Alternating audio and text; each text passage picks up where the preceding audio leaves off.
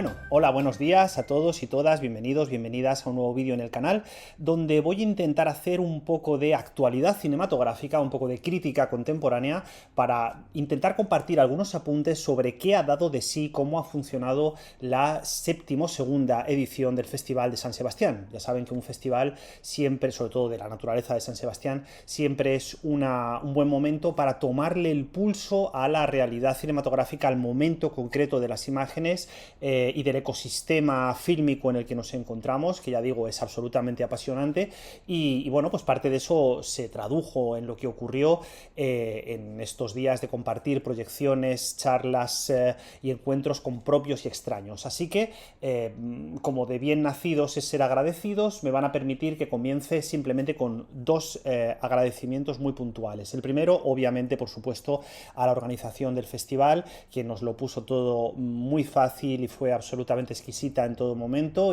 bueno, pues imagínese la complejidad de coordinar semejante evento, y bueno, yo creo que fue realmente de agradecer el trato humano y personal. Y también importante, quería agradecer antes de entrar en faena a todos los compañeros, compañeras que se me acercaron y me dijeron: oye, me interesa lo que haces en tu canal, o no me interesa pero te sigo, o este análisis te quedó mejor que este otro, o tal. Y de pronto, bueno, pues una de las cosas bonitas que ha tenido estos días es que he descubierto que hay gente que se me ha acercado y ha dicho: bueno, algo de lo que planteas me ha interesado, ojalá hables sobre esta película, sobre esta otra, o tal. Entonces, bueno, pues es bonito porque siempre, como digo siempre, al final este tipo de gestos, igual que los comentarios o igual que algún correo que me mandáis de vez en cuando, ayudan a que este canal siga vivo y a que, bueno, pues mantener un poco la ilusión y la fuerza por seguir hablando de cine y seguir probando cosas, que al final es un poco de lo que se trata. Así que, dicho lo cual, muchas gracias por el reconocimiento y el cariño que me habéis mandado, y vamos a entrar en faena, ¿no? ¿Por dónde empezamos? Claro, porque esto es complejo, no voy a quedarme solamente en la sección oficial, aunque luego hablaré de Megalópolis y hablaré de, bueno, que estaban perlas realmente, hablaré de La Virgen Roja, hablaré de Tardes de Soledad, como no. En primer lugar, yo pondría el foco en una primera idea que quiero transmitir de manera muy clara. Para mí este festival ha sido el Festival del Cine Argentino, y ha sido el Festival de Argentina, y no solamente por los actos de posición política del propio festival con respecto al apoyo al cine argentino, en un momento además políticamente muy complejo, y del cual yo, sin estar capacitado en absoluto para hablar, pero sí que es paradójico que justamente un año que la presencia argentina ha sido absolutamente exquisita y nos ha dado algunos de los mejores títulos, sea el año en el que hayamos tenido que reivindicar que ese cine es valioso, que la industria cinematográfica argentina merece la pena, que hay que apostar por ella, porque además de que tiene un peso absoluto en la esfera internacional, véase lo que pasó el año pasado con Trenkelauken, es que las películas que han traído este año han sido realmente muy buenas, al menos las que yo he tenido ocasión de ver. Cosas que nos ha traído Argentina y que a mí particularmente me han parecido brutal, ¿no? En el campo del documental, debo deciros que me impresionó muchísimo una película que se llama Traslados, un documental que tiene que ver con esos vuelos de la muerte que tuvieron lugar durante los años de la dictadura, con ese número de desaparecidos, etcétera, etcétera, ¿no? Entonces, Traslados, de entrada, es un documental que combina muy bien, extraordinariamente bien, los tonos del thriller, los tonos del policíaco, los tonos también del documental, digamos, de testimonio habitual, con una suerte de ritmo de descubrimiento, de voz coral, que visualmente tiene una traducción muy interesante. Es decir, no solamente que lo que nos cuente el documental sea muy potente, que sin duda lo es, y que los testimonios tengan un enorme interés, sino que además se ha encontrado un lenguaje audiovisual muy preciso, donde puede filtrear con el reportaje, puede filtrear con la reconstrucción histórica, bastante bien medida. Yo reconozco que me espeluznan las reconstrucciones históricas en los documentales, eso de que vemos cómo hubieran podido pasar las cosas y tal, a mí tienden a espeluznarme este tipo de recursos, pero yo creo que aquí están bastante bien orientados, bastante bien trazados, y si es cierto que a lo mejor el documental no raya a la altura, pues estoy pensando de un Patricio Guzmán, ¿no? Es lo suficientemente claro como para enganchar a públicos que no tengan una vinculación directa con el tema, que no se sientan interpelados con el tema, como aquellos que, bueno, pues que seguimos creyendo que los genocidios que tuvieron lugar y los tejemanejes políticos que tuvieron lugar en América Latina en la segunda mitad del siglo pasado son una asignatura pendiente de la memoria histórica y que merece la pena seguir ahondando en ellos, ¿no? Entonces, en ese sentido, creo que Traslados es realmente espeluznante y muy bien pensada. En el campo de la ficción, en la sección oficial estaba El hombre que amaba a los platos voladores de Diego Lerman, que es un director argentino bastante potente, que a mí me entró por el ojo bueno siendo una producción de Netflix y teniendo una factura notable, una factura más que correcta, tiene un arranque con un plano de seguimiento de Leonardo Sbaraglia, con una especie como de juego musical súper interesante, muy brillante. A partir de ahí la película encuentra muy rápido un tono de humor bufo, de humor negro, de reflexión sobre lo mediático. Es una película que está todo el rato reflexionando sobre el hecho de cómo se construyen las imágenes, ¿no? No me gusta aquí utilizar tanto la cuestión de metarreflexiva, porque la película no es metarreflexiva, la película realmente tiene un lenguaje audiovisual razonablemente clásico, pero sí que de alguna manera la trama va apuntando a en qué momento, por así decirlo, en qué momento se difuminaron las fronteras entre la imagen periodística, la imagen informativa y eso que hoy en día llamamos las fake news o el infotainment o este tipo de cuestiones, empezaron como a canibalizar desde dentro, ¿no? Empezaron a comerse lo que hubiera sido un proceso por el cual la imagen realmente tenía una cita con la realidad, una imagen que podía decir la verdad, una imagen periodística concreta, ¿no? Creo que, claro, el hecho de que Lerman nos traiga justo ahora esta película es una bomba de relojería, es de gran precisión, porque estamos en un momento de continua pregunta por las imágenes que nos rodean y por su relación con la realidad. Esto es algo que desde luego no, como yo doy mucho la tabarra en este canal con este tema, no me voy a extender. Pero que es verdad que cuando vi la película dije, qué bueno que el código utilizado para reflexionar sobre esto sea el humor, ¿no? Y además con una dirección de arte yo creo que bastante bien trabajada, sobre todo con una creación de atmósferas muy particular. Yo me recordaba mucho en algunos momentos a esos puntos en los que Narciso Ibáñez Serrador hacía colisionar la comedia con el terror, la comedia con el fantástico en este caso, ¿no? Tiene algunos elementos oníricos que no terminan de estar mal. Y al final la película yo creo que encaja bien, es una película que encaja bien, pero para mí mi favorita, no voy a decir mi favorita del festival porque está Tardes de Soledad evidentemente, pero si quitáramos el meteorito Serra, la película que a mí más me impresionó y que más me ha tocado de alguna manera y que más me ha dado para reflexionar, es una película argentina muy pequeña, ópera prima, que se titula Los domingos mueren más personas y está dirigida por Yair Said.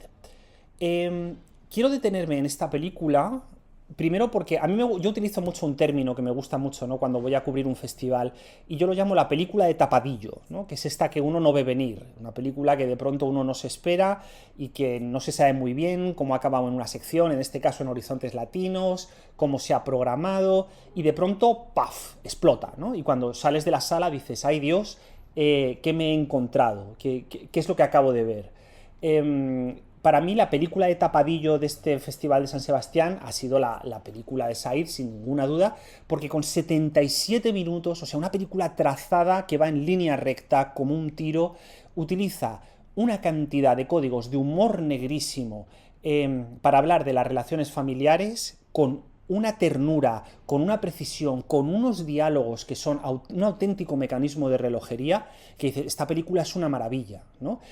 Habría otras en otras secciones, por ejemplo My Sunshine, de la que he escrito en el antepenúltimo Moicano, y luego abajo pondré todas las críticas, los enlaces para que puedan leer la cobertura sobre títulos más concretos con un poquito más de calma. Pero My Sunshine, por ejemplo, es una película que también juega en esta línea como de película pseudo desconocida, pequeña, un poco a descubrir, ¿no? Esta creo recordar que la trae Filmin, si no me falla la memoria, pero en el caso de los domingos mueren más personas, el resultado es absolutamente asombroso, ¿no? Es verdad que la película está voluntariamente controlada. Es una historia de retorno al hogar, de un individuo que tiene que volver a encontrarse con la familia, el padre está en coma, la madre se ha hecho mayor, todo el universo está como trazado con una voluntaria fealdad que en ningún momento resulta agresiva, sino que genera como una especie de ternura, ¿no? La dirección de arte es muy interesante, el uso de los objetos, de los interiores, la iluminación, que es como una iluminación naturalista en todo momento. Hay una cosa muy chula que hace esta película, hay un momento donde se mete en una fiesta y parece como que las escenas de fiesta muchas veces hay que subrayarlas, ¿no? Estamos viendo que desde la apertura de La Gran Belleza y otras, desde luego, y desde Luhrmann, desde Baz Luhrmann, parece como que hay que subrayar las escenas de las fiestas, ¿no? Y hacerlas como muy visualmente patantes. Es muy interesante que aquí hay una fiesta, pero es que la fiesta transcurre exactamente igual que el resto de la película. Es decir, mantiene el mismo tono, respeta profundamente lo que hemos visto en la diégesis, mantiene la misma atmósfera. Es una cosa realmente muy, muy interesante. Y sobre todo tiene, que yo creo que es muy meritorio, ¿no? Donde hemos visto, en esta edición se han visto películas que se imponen claramente al espectador. Por ejemplo, Modi, la de Johnny Depp, que es una película absolutamente fallida, que está todo el rato subrayándose para quedar por encima del espectador. La propia Tardes de Soledad, que es una película que busca entrar como un rodillo, ¿no? Como un elefante por cacharrería. Y de pronto, cuando te encuentras con películas tan pequeñas que realmente están buscando todo el rato un diálogo inteligente, empático, muy sutil a veces, otras veces voluntariamente bufo y subrayado con el espectador, el resultado es muy bonito y el resultado realmente merece la pena porque sigue abriendo la cuestión a los otros cines. Y esto pasaba con My Sunshine también, ¿no? Pasaba con el hecho de poder trabajar, en este caso con un formato 4/3, muy controladito, una relación entre tres personajes trazada con mucha sutileza, con unos movimientos de cámara muy precisos, una composición, una dirección de foto espectacular, del propio director, por cierto, ¿no? Con un trabajo en interiores maravilloso, es decir, qué bonito cómo utilizar el uso de la luz, del espacio, de la profundidad de campo para poder acompañar sin juzgar, sin aplastar lo que se está diciendo de los personajes. Eso ocurre en My Sunshine y ocurre también de otra manera en la película argentina de la que hablaba.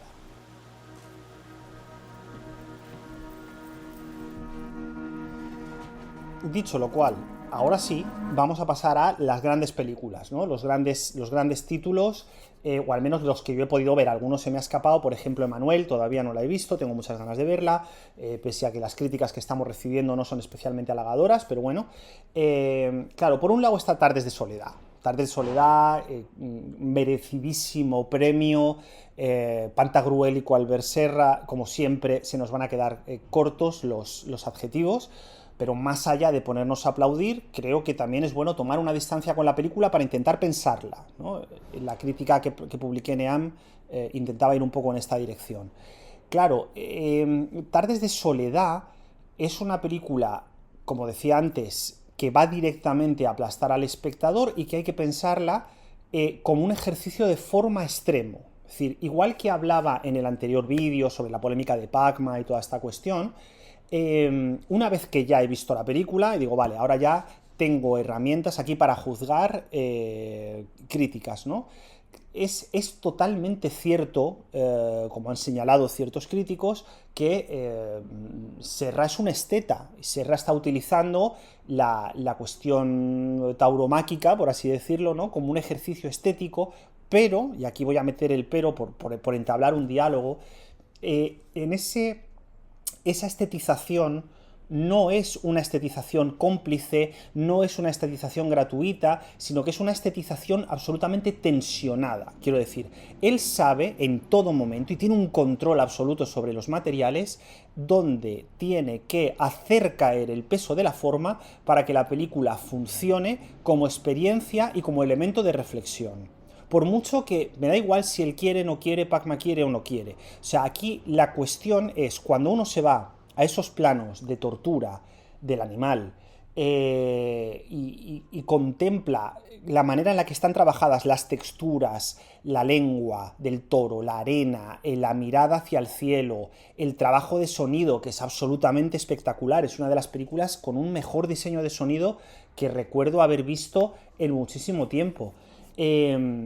Claro, evidentemente, quieras o no quieras, de ahí se deslizan una serie de significantes, se deslizan una serie de preguntas que tú como espectador tienes que hacerte. Yo no, lo digo claramente, una de las preguntas que me hice durante el visionado de la película fue ¿por qué estoy mirando esto? O sea, ¿por qué llevo 5 corridas una detrás de otra, viendo cómo machacan a estos animales, viendo la sangre, escuchando el público, escuchando los comentarios de la cuadrilla, que son absolutamente, bueno, son de otro planeta, ¿no? ¿Por qué estoy mirando esto? Sin sentir ni siquiera el placer tensional, barra morbo, barra como lo quieran llamar, que me pueden dar otras experiencias estéticas extremas como la de Gaspar Noé o yo qué sé, la que ustedes quieran, ¿no? ¿Por qué estoy mirando esto? Claro, aquí hay una respuesta muy incómoda para en este caso para un ciudadano español, que es porque esto forma parte de lo que construye mi cultura, mi identidad nacional, mi literatura, mi pintura y herramientas que forman parte del discurso sobre lo que significa ser español hoy en día, ese complejísimo discurso en el cual Serra ha entrado a matar. O sea, Serra ha entrado a matar. Nunca mejor dicho esta metáfora, por cierto, os juro que no estaba preparada, ¿no?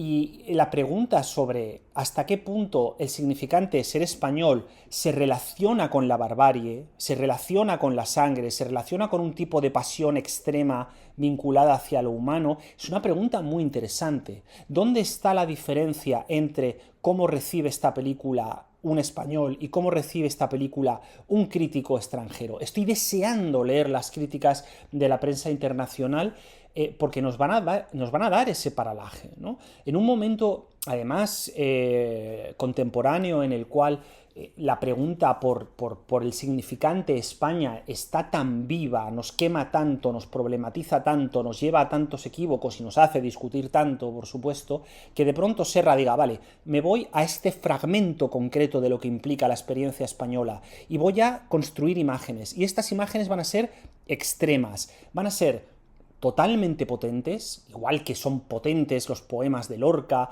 o igual que son potentes los grabados goyescos, ¿no? las piezas goyescas sobre la tauromaquia. Él sigue esa línea, quiere seguir esa línea, pero claro, no responde. Y esto es terrible porque nos obliga a nosotros como espectadores a decidir hasta qué punto eso que hemos visto nos forja, nos compone, nos hace humanos, ¿no? Hasta qué punto ese acto de violencia absoluto estetizado, pero estetizado en el ruedo, no solamente en la cámara de Serra, sino estetizado en el ruedo, ahí hay una pregunta por lo humano, por las relaciones entre lo humano, la fiesta y la violencia, que estaría bien no soslayar, y sobre todo estaría bien no apagarlas o aplastarlas en un pensamiento rápido. O sea, aquí me flipa, ¿no? El otro día un titular de un famoso periódico español que preguntaba, ¿entonces es taurina o antitaurina la película de Serra? Como si eso nos sirviera para pensar algo la película. No nos sirve. Es imposible pensar la película en esos términos, porque la película está descendiendo al gesto criminal, está descendiendo a la manera en la que los españoles hemos construido una mitología, algunos dirán bella, otros dirán criminal, en torno a ese acto, a ese enfrentamiento tauromáquico que además hunde sus raíces en un sentido antropológico, nos guste más o nos guste menos, hunde sus raíces en ritos religiosos y mitológicos que tenían lugar aquí, en la península ibérica. Esto nos guste más o menos, pero claro, forma parte de lo que nos compone. La pregunta es, ¿qué hacemos con eso, ¿no? Entonces Serra lo que ha hecho ha sido reconstruirlo, visualizarlo, volverlo ambiguo, las escenas en las que el torero se viste en la habitación del hotel con esa inevitable feminidad que conecta el brilli-brilli del traje con un montón de representaciones queer, o sea, eso es que está en la película, no hay más que verlo. Claro, el cómo lo juega el espectador, Ahí es donde está el interesantísimo reto que propone Serra. Entonces, claro, evidentemente esta película marcó, nos guste más o menos, el debate en los corrillos de San Sebastián y lo seguirá haciendo. Quiero decir, en algún momento dado habrá que hacer un análisis fílmico concreto de esta película, porque lo merece indudablemente, ¿no? Hildegard no llegó a la vida por casualidad. Vino al mundo para cambiarlo. ¿Qué más títulos han llegado que yo haya podido ver y sobre los que tenga algo que decir? Bueno, La Virgen Roja, Paula Ortiz. Vale, aquí tengo un problema. Primero porque soy, y lo digo claramente, un gran admirador de las películas anteriores de Paula Ortiz. Me fascina La novia, me fascina Teresa, me fascina ese aire de extraño sueño hispánico, volvemos al problema de España, en ocasiones costumbrista, muy literario, también arriesgado, momentos en los que se mete a saco con cuestiones de lo digital. Paula Ortiz me parece una directora que ha sido capaz de generar saltos al vacío, de dar saltos al vacío, salir totalmente airosa de esos saltos al vacío y además ofrecer un pensamiento sutil y complejo sobre los temas a los que se ha enfrentado. Son temas absolutamente centrales para la pregunta por España y por la literatura española, el arte español, etcétera, etcétera. Claro, ¿qué es lo que pasa con La Virgen Roja? Y dejando aparte las comparaciones con la película de Fernán Gómez. Yo no la veo. O sea, es una película donde yo no he encontrado a Paula Ortiz. Y eso me da mucha rabia. Es una película donde la dirección se me ha quedado completamente deslavazada. Donde esa fuerza enunciativa que ella tiene para construir imágenes se le ha ido entre los dedos. Ha confiado tanto en la fuerza de los personajes e incluso en la fuerza ideológica que ella da por sentado que está fluyendo en la película, que probablemente a la hora de traspasar ese umbral y convertirlo en imágenes se haya quedado corta. Y hace poco una crítica de Sergi Sánchez muy inteligente decía que visualmente la película remite a un capítulo de Amar en tiempos revueltos. Y es así. A mí me da mucha pena decirlo, pero esa dirección de arte tan limpia, esa fotografía en tonos altos tan televisiva en el peor sentido de la palabra, ¿no? Esa sensación de que los personajes están flotando en un magma que ni siquiera es histórico, parece más una recreación de cómo se cuenta el espacio de la Segunda República en términos visuales y cómo eso se traduce.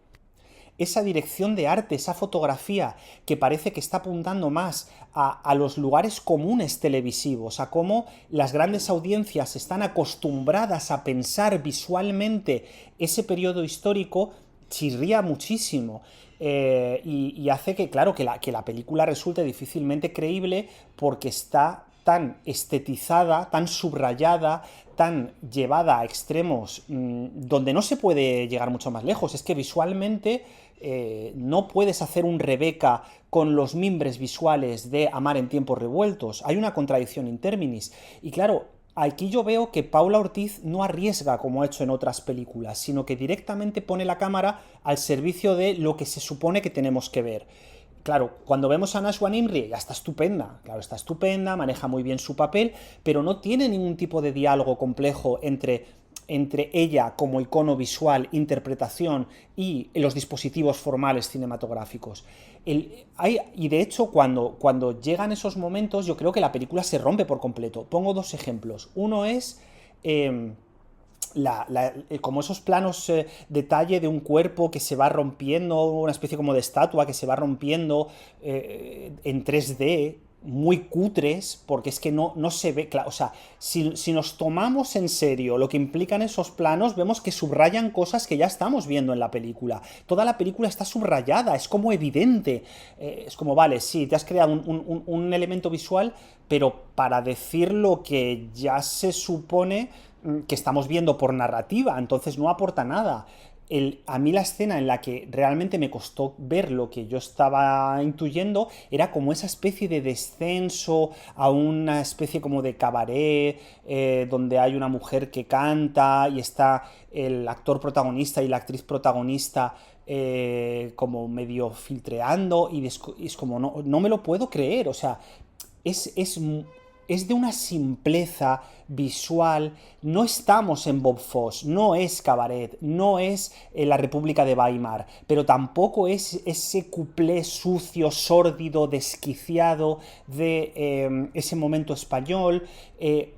Las construcciones visuales son súper torpes. Por ejemplo, hay un momento en esa escena donde hay como un plano de ruleta, como un subjetivo de él que le diera vueltas a ella, y la vemos a ella como sonreír mirando a cámara, y es como, pero este plano que es como de telefilm, de Antena 3, de la graduación, del chico y la chica dando vueltas en la graduación, ¿por qué se ha optado por este tipo de herramientas visuales, siendo, como es Paula Ortiz, una de las probablemente mejores cronistas visuales de su generación? No termino de verlo y me dio mucha rabia porque veía cómo narrativamente la película propone unas sombras ultra interesantes a nivel discursivo, ¿no? Toda esta idea de cómo un proyecto ideológico, por bueno que sea, llevado al límite, genera monstruos.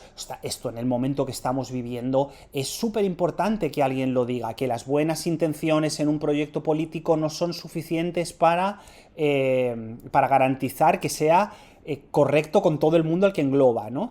Pero claro, tienes esos lugares tan comunes como el revolucionario guapo, el chico socialista revolucionario rubio de ojos azules, guapísimo, mazao de gimnasio, donde no solamente es revolucionariamente perfecto, feminista, comprometidísimo y buena persona e inteligente y simpático y todo, sino que además es mega guapo, y dices, esto es un telefilm de las 3:30 de la tarde en una televisión autonómica. Este personaje no tiene complejidad. O sea, solamente sabemos que se enamora de él porque es muy guapo, está muy bueno, y se supone que descubre en una curva de transformación sin explicar, descubre el compromiso socialista / feminista.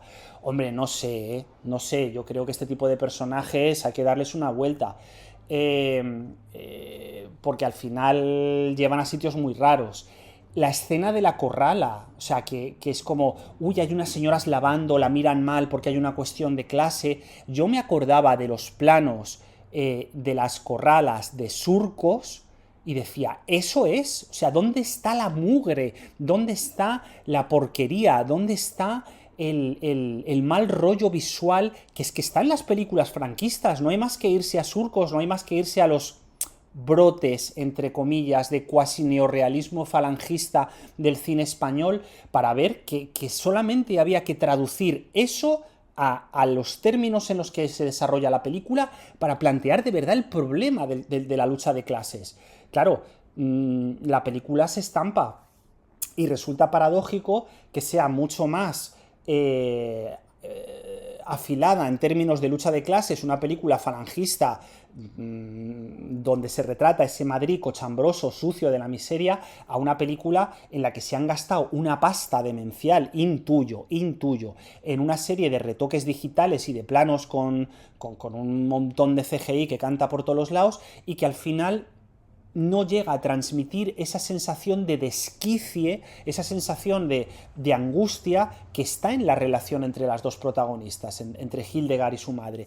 Entonces ahí me ha quedado la cosa un poquito a medias tintas, ¿no? Sí que una cosa súper potente es y ha sido el ciclo de policiesco, de cine policial y policiaco italiano, con la publicación que tengo ahora entre manos de Felipe Cabrerizo, y a la cual le dedicaré un mayor tiempo porque sin duda lo merece, tanto al ciclo como al libro, porque han sido y son uno de los grandes acontecimientos cinematográficos del año. Entonces, yo creo que hasta aquí me ha servido para dar pinceladas. Si ustedes vieron otras películas, si no están de acuerdo con mi lectura de Tardes de Soledad o La Virgen Roja, si quieren comentar alguna cosa, como siempre, comentarios del vídeo abierto. Muchísimas gracias por su atención y nos vemos muy pronto.